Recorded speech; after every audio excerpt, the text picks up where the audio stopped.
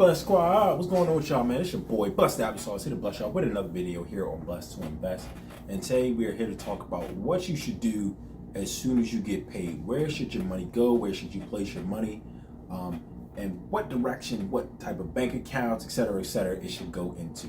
But before we get into this video, make sure you spam a like on this video. Spam the like button. That's the first thing you need to be doing when you get your check, is hitting the like button on this video and also subbing down below for more content like this, because we're going to be talking about personal finance, saving money, investing, stock market, stuff like that. So stay tuned for more videos. But getting into this one, what should you do with your check? So a lot of people, when they get their check, it goes straight into their checking account, or they just blow it. There's no type of idea, there's no type of game plan, and that is one of the worst things you could do. Somebody that fails to plan plans to fail. So what we want to do is make sure we are on the right path and make sure we are planning. So number one, the first thing you want to do is set up a retirement or some type of long-term investing plan. And this one is very important because this one is going to be offered by your job 9 times out of 10. A lot of jobs offer the 401k plan, or they may have another technical name for it if you're based in another country, where it is a retirement plan that you can set money aside that you can use after you turn a certain age. This one is really cool, and I recommend people to get into this one, is because a lot of times companies will match. So let's say on average, maybe about a 4 to 6% that you can put in, that the company will match 1-to-1. So if you put $100 in, they'll put $100 in. If you put $200 in, they'll put $200 in, and it'll be for your behalf.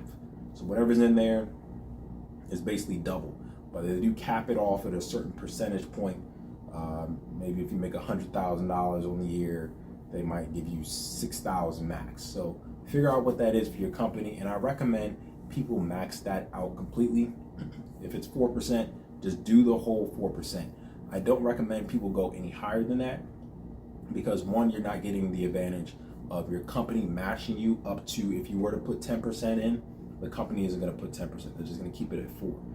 And I think with that, you can use that money that you're not investing. You just stick to the 4%, and you can use that money and invest in other vehicles that may be a little bit more beneficial and be more aggressive in your game plan for investing, that will give you a better return on your investment. Because a lot of these 401k plans, they average maybe about 7%, which is cool. It's decent. When you put a decent amount of money on there, it can lump up. But when we talk about serious investing, when you really want to plan for your future, you might want to put that in different plans, maybe like an IRA account, where it's going to give you a different tax benefits. So for me, with the IRA account, it's not going to tax you when you put the money in, which can be really helpful, which is really cool. That's one example. Also, on top of that, you can invest into like other stocks or businesses or real estate that can also offer you higher returns on your money, which could be a little better. So that's why I'm saying don't put $50,000 into your 401k. Let's just stick with the 4 to 6%, because that's where your company's going to match you, and it's free money coming from your company that is really going to help you out and speed up that process of retirement. So definitely get that done. First thing you want to do when you get your check. The next thing that you want to do when you get your check, I recommend people give back. I believe in the tithe. I think the tithe is very important. That's more of a Christian biblical standpoint with the tithe, but I also think it's also good karma for the people that don't have the tithe or the biblical standpoint on it. I just believe in good karma. I think things that you do, what goes around comes around. And I feel as though if you give back, even if you don't have a lot, whether that is $10, 10 cents, whatever that may be, I think it puts you in a good headspace, a good mindset. And with karma, the things you are consistently on the every 2 week, or whenever you get your check, weekly basis, monthly basis, you're on a consistent schedule of giving back. I believe those things are going to come back to you, whether that's another job opportunity or somebody looking out for you in the future, or whatever that may be. There's just that good karma coming around, and I believe also God's blessings coming around that will really help you and protect you. That is just very important. So I believe doing the 10%, or if you don't believe in the 10%, the tithe, maybe doing a 5% or something like that, just to add that to your check. Make sure that's going to somebody less fortunate that may need it. So I think that's very important. The next thing we want to look at is the needs. So you want to break this down. How you want to do this is structure this into a percentage. So with the retirement, we're going to do, let's say, 4 to 6%. With the give back, we're going to do 10%. For the needs, we're going to do about 30. But this is going to vary based on who you are. Maybe you have $1,000 car payment. Maybe you have a $1,500 rent. Maybe you have expensive groceries, whatever that may be. So you need to figure out the percentages of how much you need.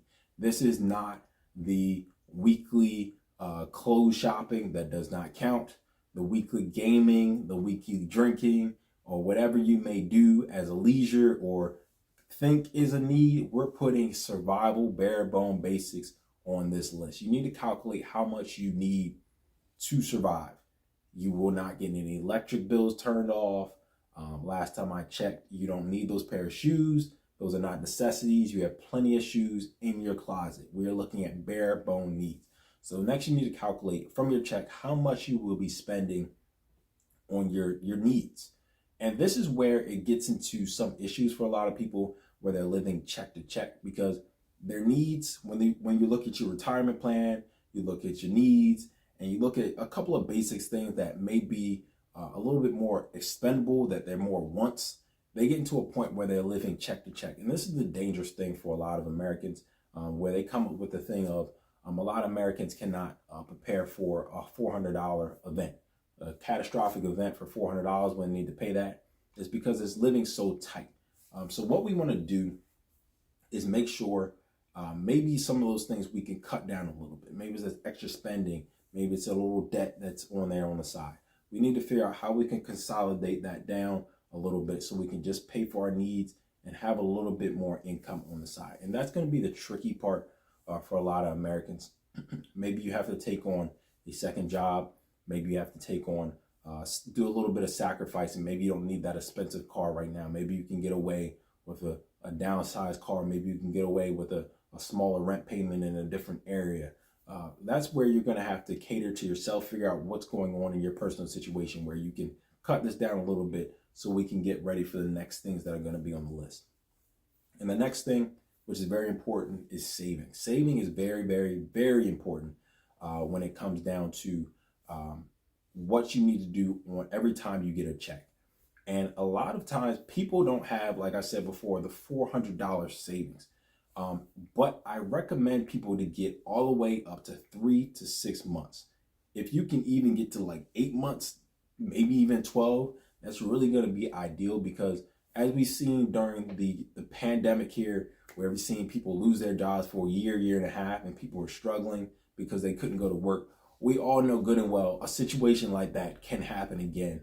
And it's good to have some money in the bank where you can say, okay, I'm cool. I don't need to work for 6 months. I can handle this. Or you get fired from your job and you're like, okay, that's fine. Let me take a break. Let's take a 2-week vacation or something like that. Let's go somewhere. I lost my job, but I have time to really sit down, reflect, and be patient about looking for a job opportunity. And that really gives people a peace of mind when you have money in the bank to do that. So I definitely recommend putting some money aside. I definitely recommend putting it in a separate bank account where you can't see it. If you can even set it up so it automatically comes out of your check, so you can't even see the money go through. It goes automatically to a separate bank account. Or you can even do a money market account. This is something where you can get a small bit of interest on your money, which is really helpful. But something that you can just put aside, never see it, but you know it's there in case of emergency, in case you need it, on those dire situations where you may lose your job, or you have some type of catastrophe. Maybe your car breaks down, or something just happens. You know, life just happens where you're going to need a little bit of money on the side. So the next thing, this is going to be very important, and this is the play where we learn how to expand our income. This is where it's going to set up the check-to-check person to the I'm living very well off and I can sit on the beach for 6 months if I wanted to. This is going to be in the investment. And I recommend people get this down to 20 to 30%. This is going to be very, very, very difficult to do. But if you can get this down to 20 to 30%, you have your good job. Let's say you're set up. You have your pretty good job at this point where you're making $60,000, $70,000 a year, whatever it may be. And you have it set up where you can save $30,000 on a year. That's pretty good. You can now start to invest this money into something else. And if you could do this on a consistent basis with your check, you're investing 30% of your check every week that you get it.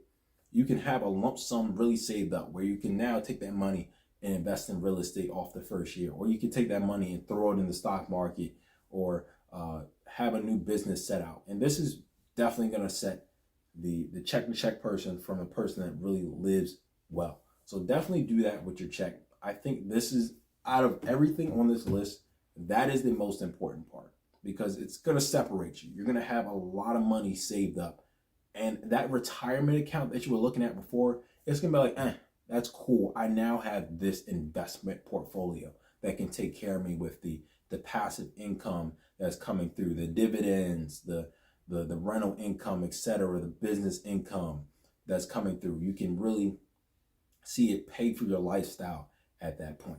So definitely, out of everything on that list, make sure you have some type of investment portfolio set up that is really investing for you for the long term.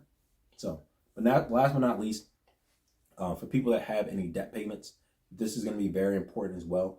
Set aside an account where you're making sure you have your debts paid off.